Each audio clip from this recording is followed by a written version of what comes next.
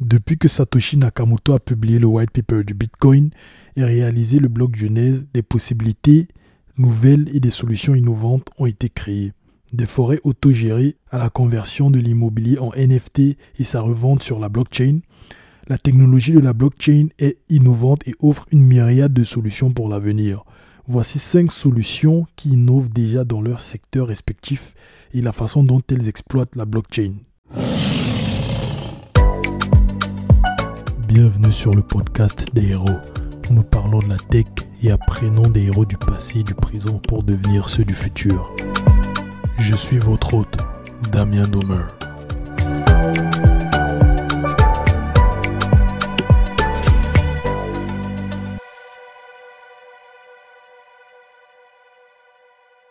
Est-ce que vous savez que ce podcast est disponible gratuitement et sans abonnement nécessaire sur les applications Spotify, Apple Podcast, Deezer, Google Podcast, Amazon Music et bien d'autres? Les liens vers le podcast sur chacune de ces plateformes sont dans la description de cet épisode. Et n'oubliez pas de vous abonner s'il vous plaît. Et si vous aimez, laissez une bonne note s'il vous plaît pour que l'algorithme puisse le proposer à un maximum de personnes. Merci. Avant d'entrer dans le vif du sujet, si vous voulez en savoir plus sur le Web3, gagner de l'argent avec les cryptos, les NFT et en savoir plus sur la Metaverse et d'autres, j'ai fait une liste des meilleurs livres que j'ai pu trouver sur les sujets. Suivez les liens vers les livres que j'ai rajoutés dans la description de cet épisode. Et ces livres, en fait, ils condensent des années d'expérience et de recherche de plusieurs personnes, plusieurs experts sur les sujets. Et ils vous feront gagner beaucoup de temps si vous vous y intéressez. Satoshi Nakamoto a publié le white paper du Bitcoin il y a plus d'une dizaine d'années et il a réalisé le bloc Genèse. Depuis lors, le monde est entré dans une nouvelle ère, l'ère de la décentralisation. Le réseau Bitcoin nous a révélé à quoi pouvait ressembler un monde sans autorité centrale, un monde où les décisions sur l'état des choses sont prises par consensus et non par une autorité centrale, un monde où la sécurité et l'authenticité sont les préoccupations principales, et où la vérité règne, puisque chaque acteur vérifie ses pairs et chaque acteur est considéré comme un potentiel acteur corrompu. Cette décentralisation a été initialement conçue pour remplacer les institutions financières corrompues que nous connaissons aujourd'hui. Mais des personnes avisées ont trouvé un moyen d'appliquer la décentralisation à d'autres aspects de la vie, en utilisant la technologie de la blockchain. Cela a donné naissance à des solutions innovantes, étonnantes, et qui pourrait façonner notre avenir dans les années à venir. Mais avant de commencer à vous citer ces solutions, il faut que je vous dise ce que j'entends par décentralisation. En fait, la décentralisation fait référence au transfert de contrôle et de la prise de décision d'une entité centralisée, c'est-à-dire un individu ou une organisation vers les participants d'un réseau distribué, grâce à un mécanisme de consensus. Et en général, ces mécanismes de consensus peuvent être proof of work ou proof of stake. Mais on n'entrera pas dans les détails. Donc en gros, c'est ça la décentralisation. Maintenant que vous savez ce que c'est, je pense que je peux vous donner les solutions qui construisent notre avenir. Voici quelques-unes d'entre elles, ainsi que la façon dont elles utilisent la blockchain pour innover. Le premier exemple, c'est une forêt autogérée avec TerraZero. TerraZero est un projet qui vise à placer l'homme dans le rôle de prestataire de service d'une forêt fonctionnant de manière autonome. C'est-à-dire une forêt qui décide automatiquement l'abattage de ses arbres lorsque certaines conditions environnementales sont réunies et que certains arbres atteignent une certaine hauteur. Comment est-ce que c'est possible? Les gars de TerraZero, en fait, ils ont créé un concept de forêt autogérée, comme je l'ai dit, et ils utilisent un smart contract sur la blockchain Ethereum pour gérer l'abattage et la vente des arbres d'une forêt en Allemagne. Pour ce faire, ils utilisent des drones et des satellites pour recueillir des données et surveiller la croissance de la forêt. Ces données sont ensuite envoyées à un logiciel appelé Oracle. Cet Oracle communique ensuite avec la blockchain d'Ethereum et envoie des données à un smart contract sur cette blockchain. Le smart contract ensuite utilise ces instructions pour traiter les données. Et en fonction de ces données-là, il ordonnera l'abattage des arbres ou pas. Mais évidemment, la forêt ne coupera pas elle-même ses arbres, logiquement. Ce qui va se passer plutôt, c'est que si le smart contract ordonne l'abattage des arbres, le système délivrera automatiquement des licences d'exploitation forestière à des entreprises ou à des particuliers qui vont se charger d'abattre les arbres. Vous voyez, l'abattage des arbres ne se fait pas d'une façon démesurée et incontrôlée. Ce que la blockchain apporte à ce système est que les smart contracts ne sont pas modifiables. Les instructions dans le smart contract, une fois écrit et lancé, c'est OK. Personne ne peut venir et décider de changer les instructions. Donc ce système est pratiquement incorruptible. Ce qui fait en sorte que la gestion de la forêt se fasse d'une façon transparente et responsable. Ce qui évite la déforestation et l'abattage inutile de certains arbres ou l'abattage précoce de certains arbres, entraînant ainsi la déforestation. Donc, vous voyez l'impact que la blockchain a sur cette forêt en Allemagne. Le projet s'appelle Terra Zero, comme je l'ai dit, et j'ai mis un lien dans la description de cet épisode. Mais avant qu'on continue, je suis sûr que vous vous posez la question, c'est quoi un smart contract? C'est quoi un oracle? C'est des termes que j'ai définis dans des épisodes précédents, mais je vais les définir ici pour que ça soit plus simple pour vous. Un smart contract est un accord auto-exécutoire dont les termes sont établis et exécutés sous forme de code sur la blockchain.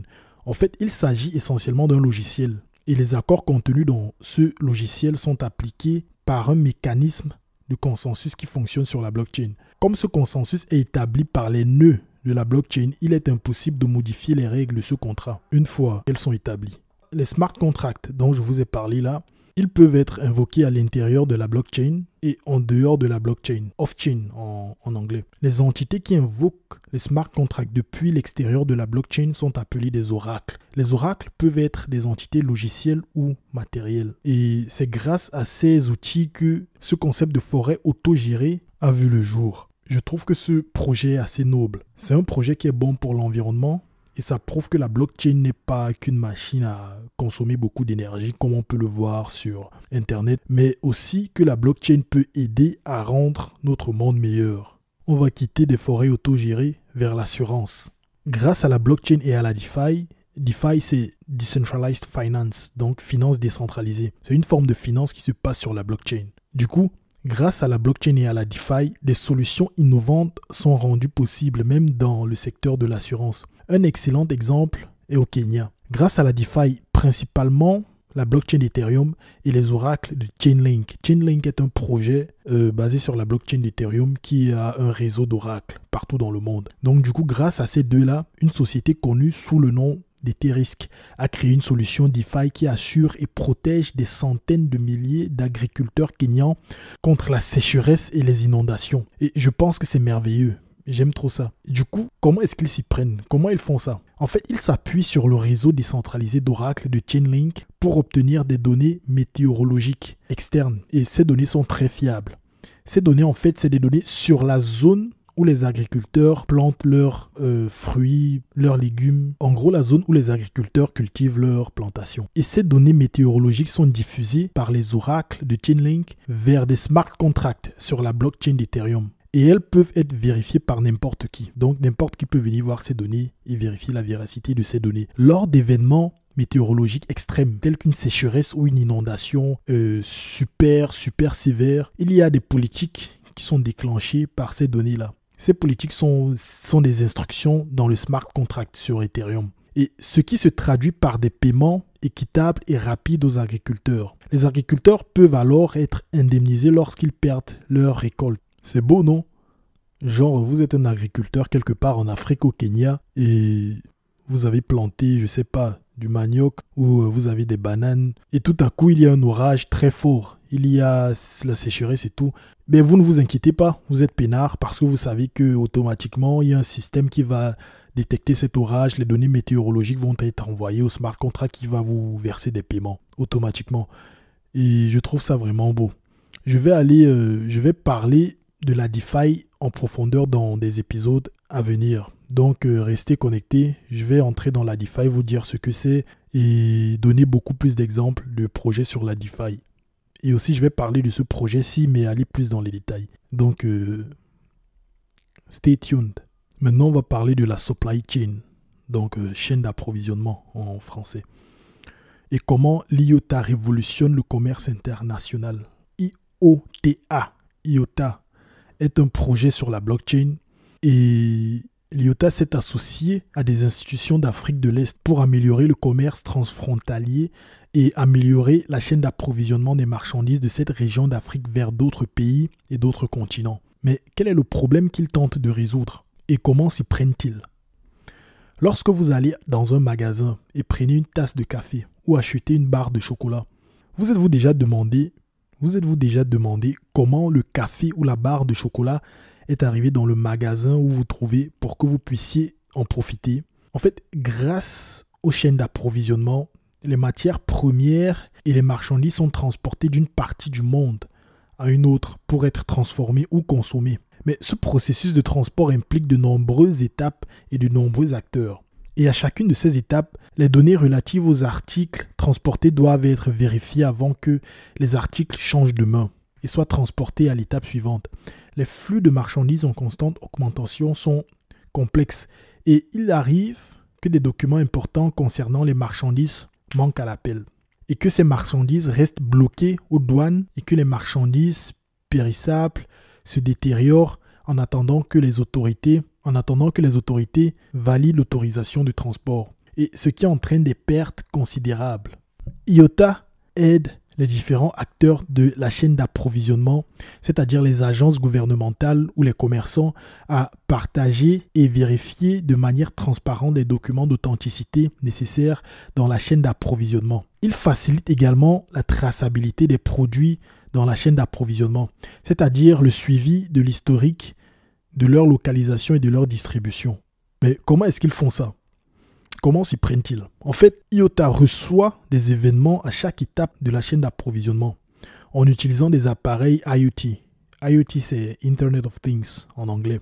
C'est des appareils qui peuvent envoyer des informations sur leurs utilisations via Internet. Donc, IOTA utilise ces appareils, IoT devices, ces appareils qui communiquent entre eux sur leur état et envoient des informations logistiques comme la date, leur emplacement, la température et bien d'autres informations. Ils envoient ces informations au réseau IOTA. Puis ce réseau utilise une technologie de ledger appelée The Tangle, T-A-N-G-L-E, pour fournir une version unique de l'état réel de ces marchandises dans la chaîne d'approvisionnement.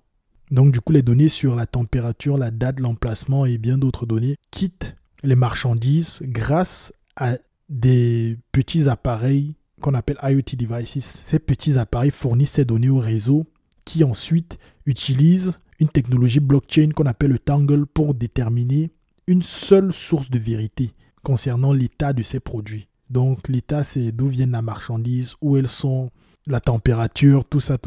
Donc du coup, c'est un peu ça.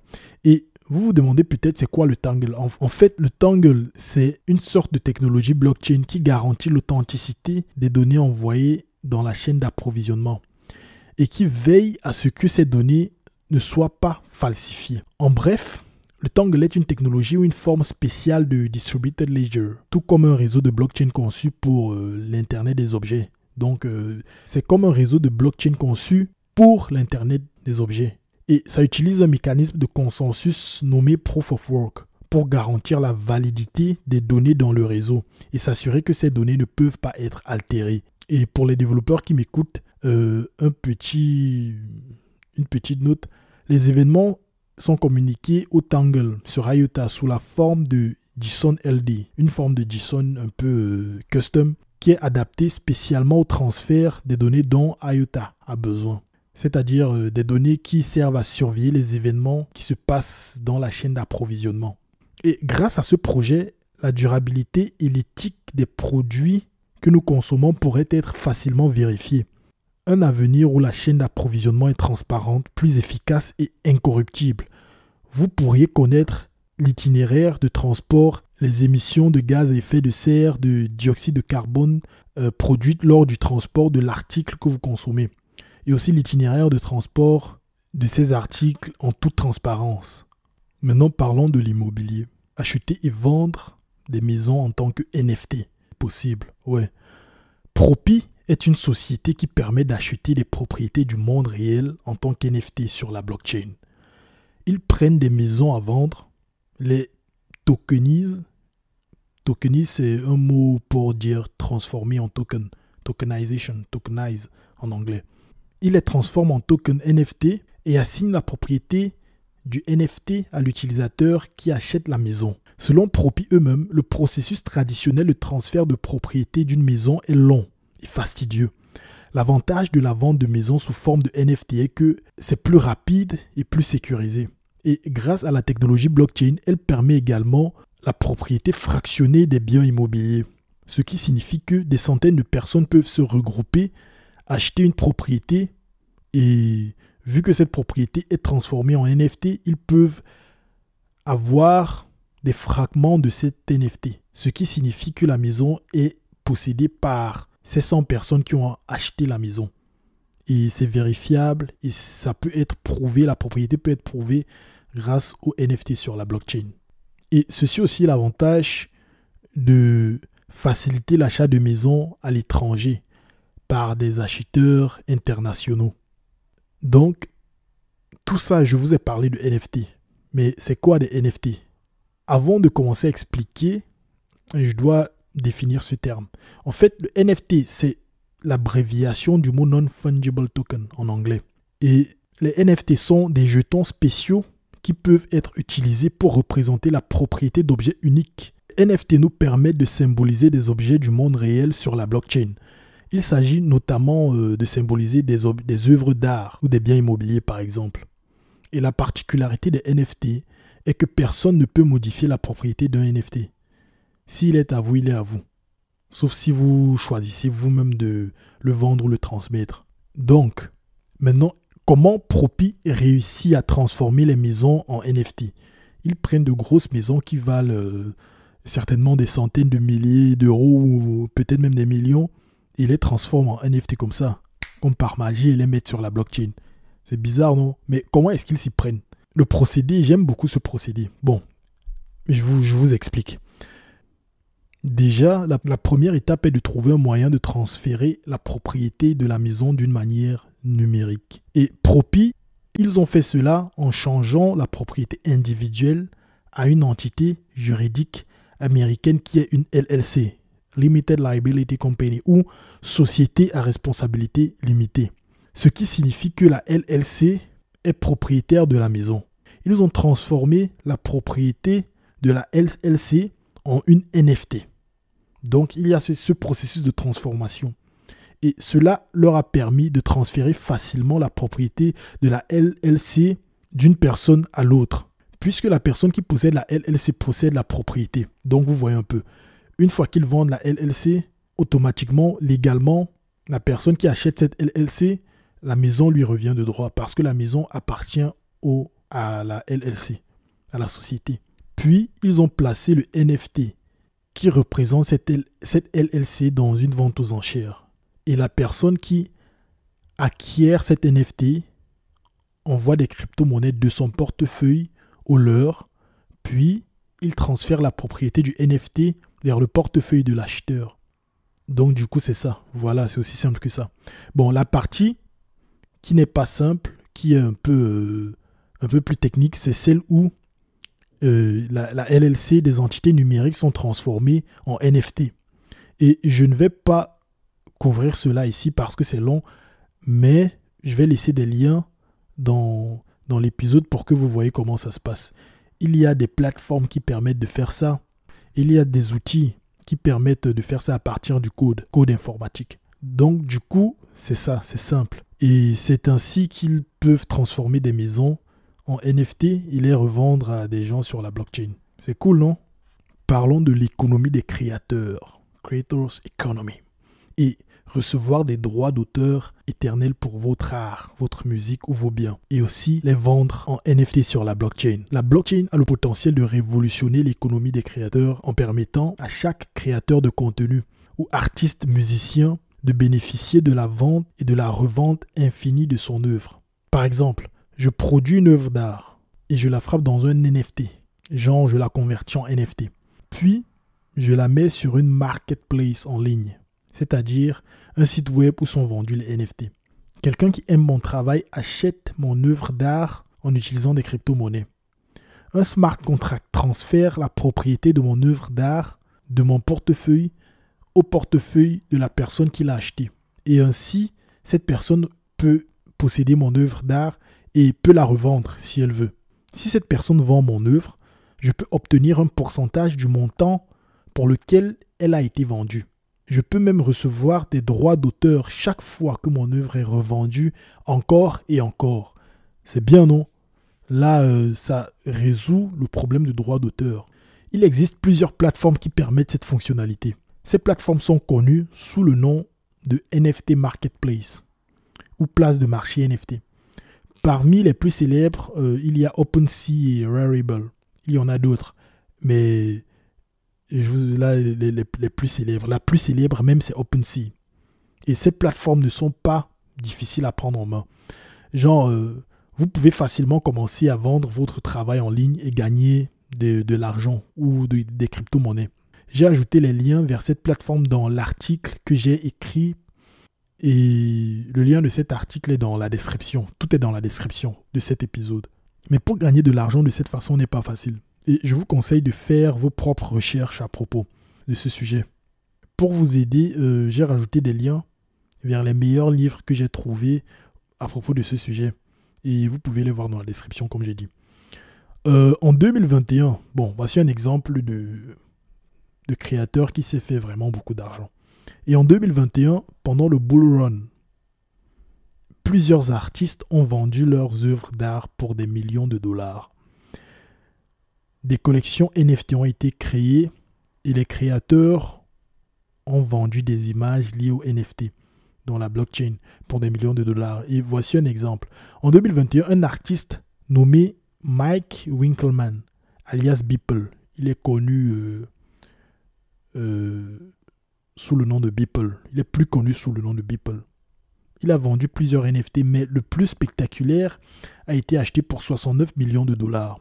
L'œuvre d'art numérique qu'il a vendue à ce prix était un collage de 5000 images numériques qu'il a créé en plusieurs années en tant qu'artiste professionnel. Et cette œuvre d'art s'appelle Every Days, The First 5000 Days en anglais. Non, en français, c'est tous les jours, les 5000 premiers jours. Et le gars s'est fait plusieurs millions. Là, on va terminer avec les jeux vidéo. L'industrie du jeu vidéo est en constante évolution. De nouveaux jeux et de nouvelles façons de jouer sont souvent développés. La technologie de la blockchain apporte des fonctionnalités qui font passer le jeu à un autre niveau. Et elle a le potentiel, et cette technologie de la blockchain a le potentiel d'améliorer l'expérience utilisateur en offrant un moyen plus sûr et plus transparent d'effectuer des transactions numériques dans le jeu et de posséder des actifs virtuels qui sont présents dans le jeu. Avec l'aide des technologies blockchain comme les NFT, les joueurs peuvent posséder et échanger leurs actifs issus du jeu contre des crypto-monnaies aussi. Les joueurs peuvent obtenir des récompenses dans le jeu sous forme de crypto-monnaies après avoir accompli des quêtes ou obtenu des objets rares. Les joueurs peuvent aussi créer des mondes virtuels et de nouveaux niveaux dans le jeu et être propriétaires de leur création. Par propriété, je veux dire que la société qui a créé les jeux ne peut pas revendiquer la propriété de cet actif et que vous pouvez vendre cet actif et faire un réel bénéfice. Grâce au NFT, la propriété est unique. Il existe de nombreux exemples de jeux qui exploitent ces caractéristiques de la blockchain, ces fonctionnalités de la blockchain. Mais celui dont je vais vous parler, l'exemple que je préfère, c'est le sandbox. C'est quoi le sandbox? Le sandbox, en fait, c'est un monde virtuel où les joueurs peuvent construire, posséder et monétiser leur expérience de jeu dans la blockchain.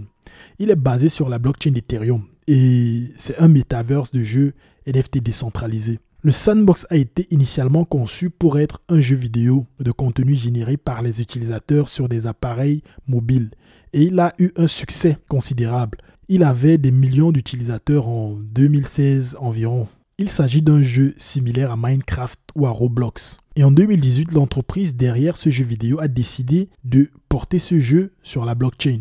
Et depuis lors, ce fut une révolution. Le sandbox est un jeu, mais il est réputé pour être un metaverse entier sur la blockchain. Dans ce metaverse-là, les utilisateurs peuvent créer des personnages et créer des actifs qu'ils possèdent réellement et peuvent échanger ces actifs dans le jeu, construire des expériences et acheter des terrains même. Et ils peuvent faire beaucoup d'autres choses. Je parlerai davantage du projet Sandbox de comment est-ce que ça fonctionne dans de prochains épisodes. Je vais faire un épisode sur la Metaverse. Et je crois que vous allez aimer cet épisode. Donc, abonnez-vous s'il vous plaît pour ne pas manquer cet épisode. En gros, vous l'avez compris.